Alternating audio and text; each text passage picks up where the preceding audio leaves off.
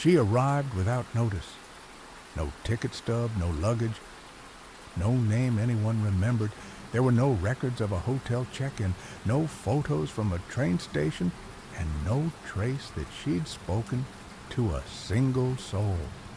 It was as if she had simply stepped into the town of Portbou from nowhere, already half a mystery. The village itself was quiet, tucked between cliffs and sea on the Spanish border.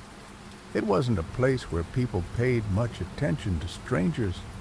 Travelers passed through, caught a train, maybe stayed a night, but rarely lingered. That's what made her presence even harder to place. She hadn't come to stay, and yet she never left.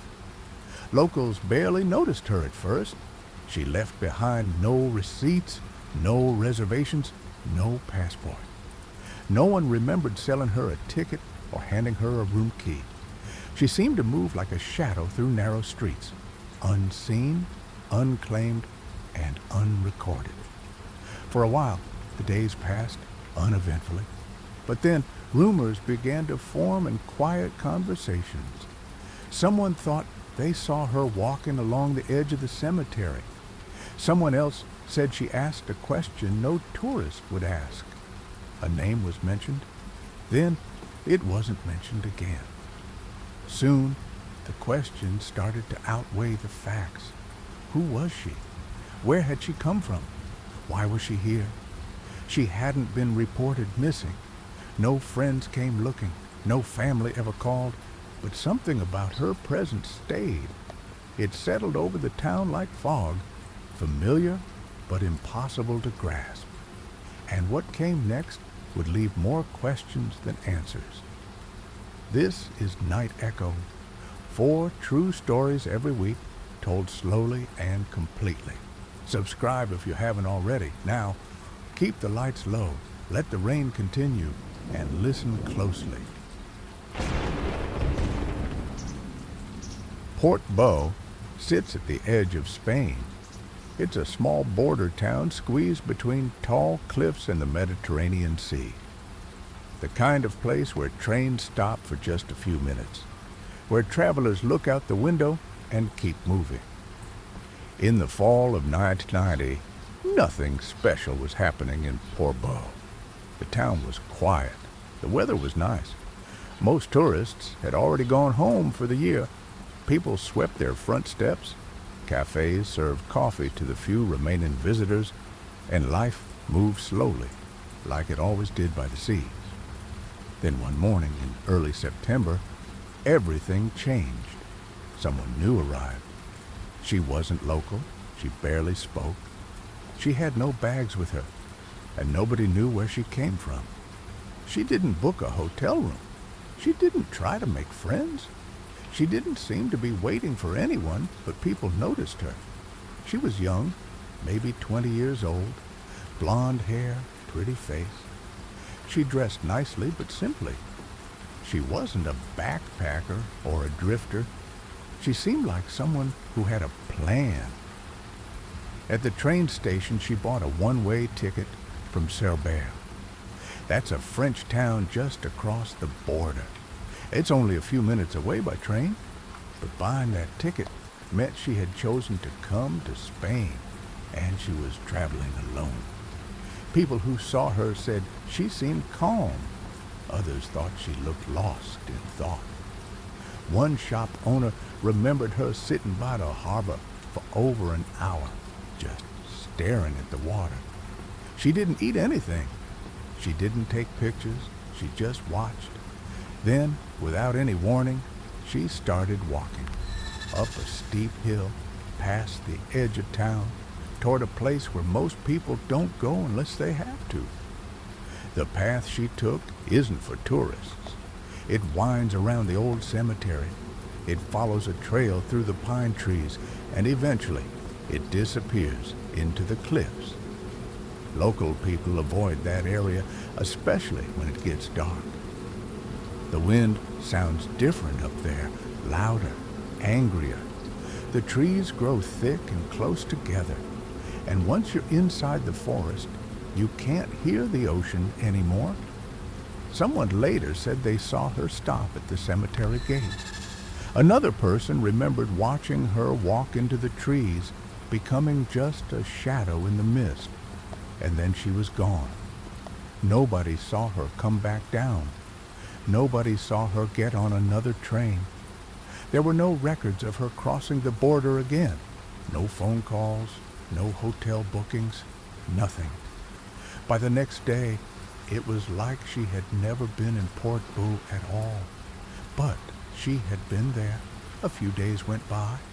The wind got stronger. The smell of salt water drifted through the tree branches. And then someone saw something that didn't belong.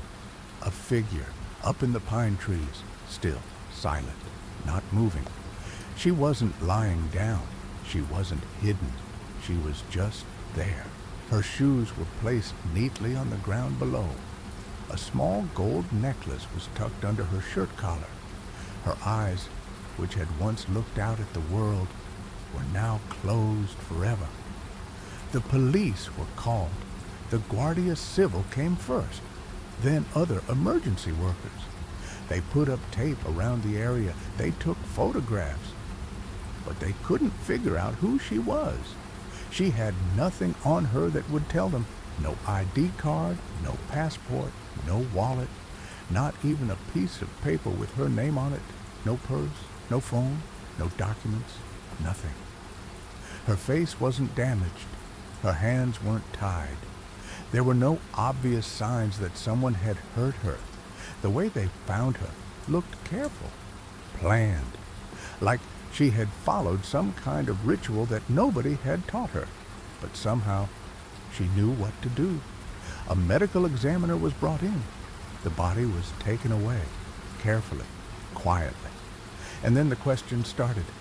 Was she Spanish? Nobody in Portbou recognized her. Was she French? There was no missing person report that matched her description across the border.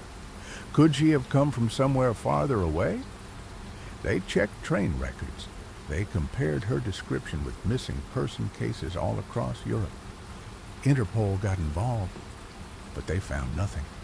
No match, no name, no fingerprints in any database. Not in France, not in Spain, not anywhere. Some people thought she might have been a tourist who got lost. Others whispered that it was suicide. But if that's what happened, where was the note she should have left behind? If she had killed herself, why did she do it so neatly, so quietly, so far from home? And the most disturbing question of all, why wasn't anyone looking for her? No family called the police. No friends reported her missing. No embassies got involved. No emails. No phone calls. Her story never appeared on the news.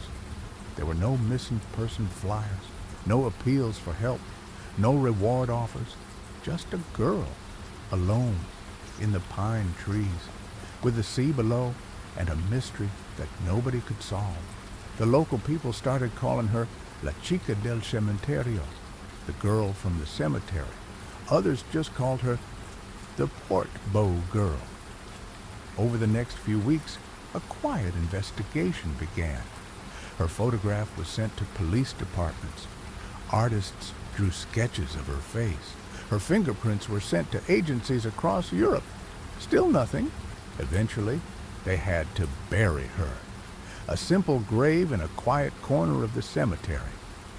The headstone didn't have her name on it, just a number, because nobody knew what else to write. And so she became a ghost. Not because she died, but because nobody knew who she was, because there were no answers, no family, no explanation. She stayed that way for decades, a nameless file in a forgotten case. A girl with no country, no story, and no past. All anyone knew was where her story ended, but not how it started, and not why it ended in the pine trees above Portbou. The Portbou Girl became more than just a mystery.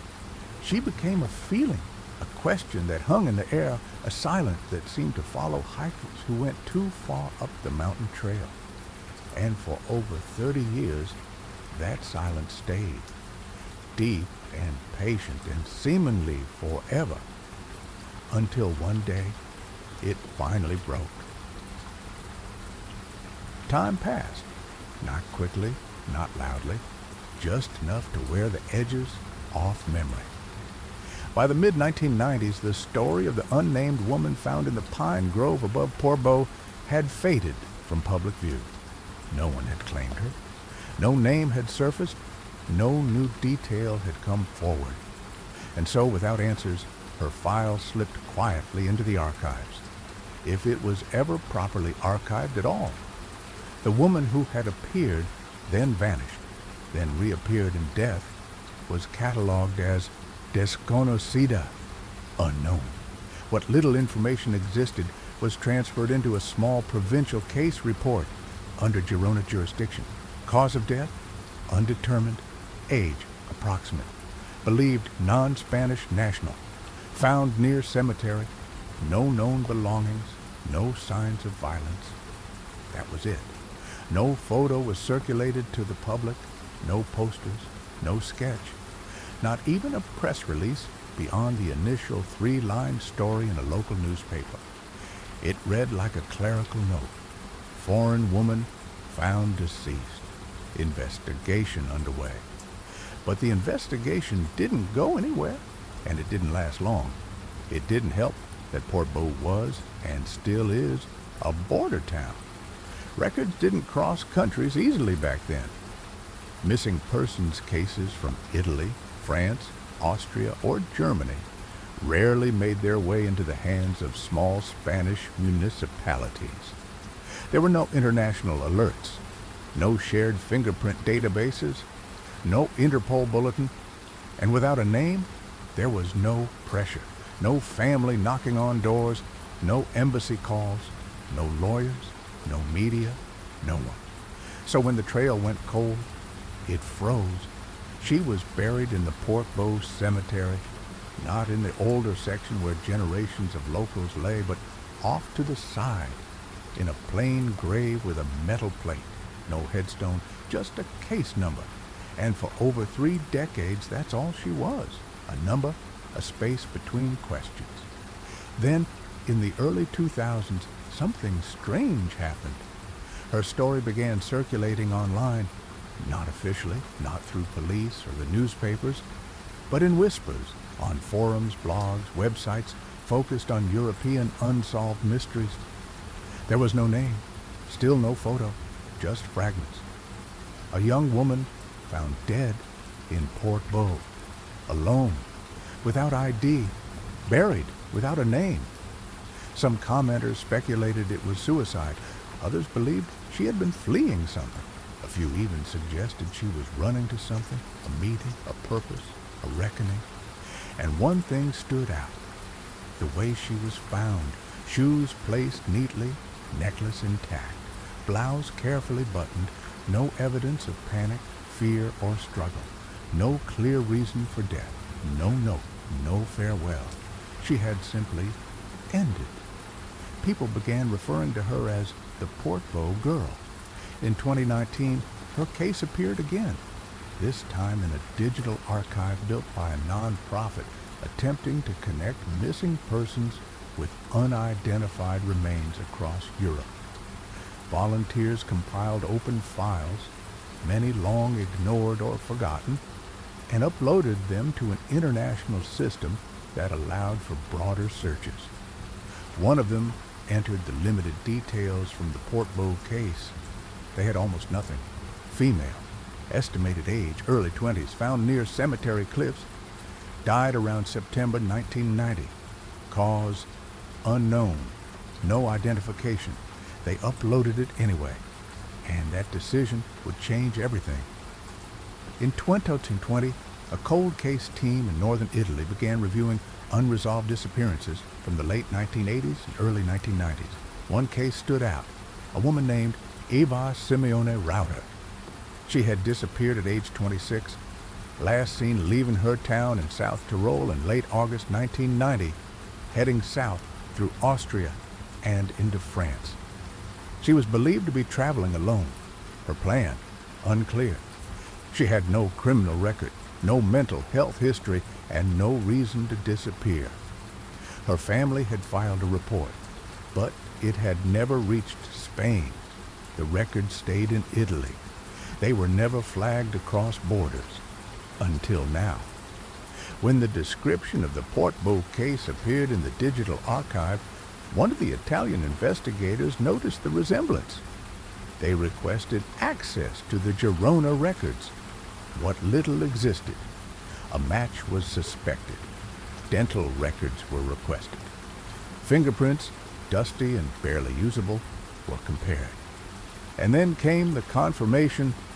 The woman buried in Portbou in 1990 was Evi Router.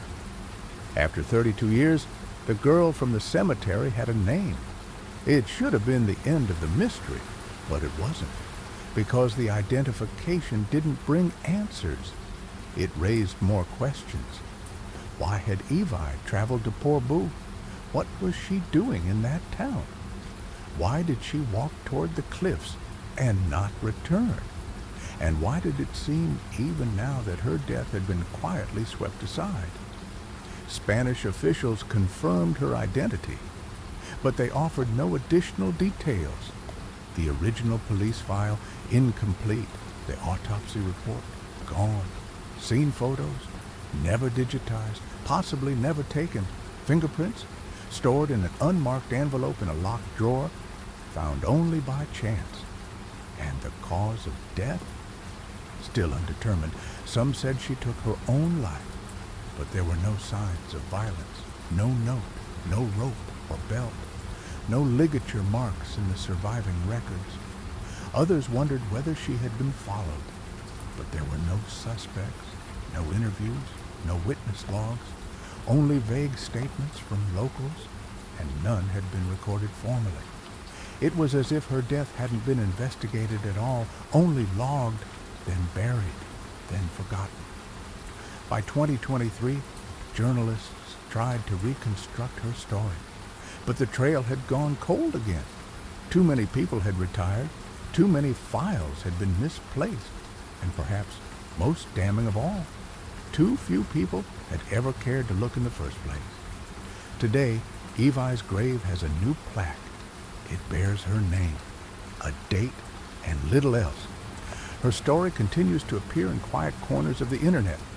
True crime forums, independent blogs, YouTube videos, people speculate, reconstruct, imagine. But the truth remains, a woman disappeared. Her death was ignored. And when her name finally surfaced, decades later, the world had already moved on. Evi Router is no longer unknown, but she is still unanswered. And some stories, once mishandled, never come back whole.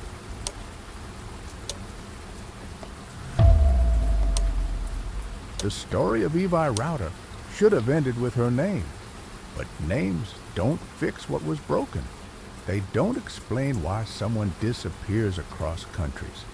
They don't tell you why she ended up alone, miles from home, on a trail that few ever walk. Even now, over 30 years later, the hills above Portbou remember. Ask the locals, and they'll tell you about that stretch of pines above the cemetery. They'll tell you it feels different there. The path curves around in ways that seem to shift each season. The trees are denser than they should be. The air carries something heavier.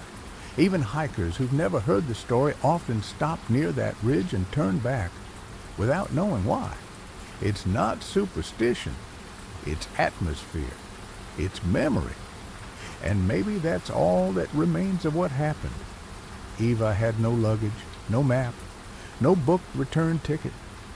She was found less than 100 feet from the trail, elevated just above the cemetery wall, visible if you knew where to look, invisible if you didn't. Some believe she came there to die. Others think she was waiting for someone, and they never arrived. A few insist she never meant to end up there at all. But if that's true, How did she vanish without a trace? No one from the train station remembered her leaving. There were no reports of anyone else heading up the trail that day. The town was quiet, and still her final hours are locked away, not just by time, but by silence. Spain didn't preserve the case. Italy never followed up. Her family mourned, but the questions went unanswered for decades. And in the meantime, her grave sat unmarked, her identity stored in a forgotten drawer. There's no clear cause of death, no witnesses, no conclusions, just the stillness of the pine grove, the wind against stone, and the weight of a life that ended far from home, without reason, without justice, and for a long time, without a name. The town of Portbou doesn't talk much about her, but the hillside does. If you walk far enough, past the gate, around the bend, and up through the trees, you'll find a silence that doesn't feel like peace. You'll feel it. You might not see anything, but the moment will linger. And if you pause long enough, you may understand why some people believe the land still remembers her. Even after all these years, the questions remain. Why did she travel to Portbou alone? What was she searching for? And what really happened among the trees? Some stories end with closure, others with silence. This one ends with a name, but not with peace. Because even though we now know she was Evi Router, we still don't know why she came, or why no one looked, or how a girl so full of life vanished into shadow.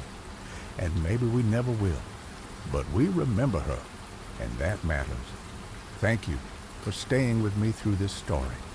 If it moved you, or unsettled you, or simply left you wondering, take a second to support this growing channel. Subscribe to Night Echo so you never miss another real-life horror. Like this video to help it reach others who walk the dark paths with us. And tell me in the comments, where in the world are you listening from? Whether you're in the US, the UK, Australia, or somewhere quiet and strange, I want to know. Every comment, every share, every name helps keep these forgotten stories alive. New episodes drop 4 times a week, always real, always chilling, always faceless. Until next time, don't forget the ones the world tries to forget, because the past doesn't stay buried forever.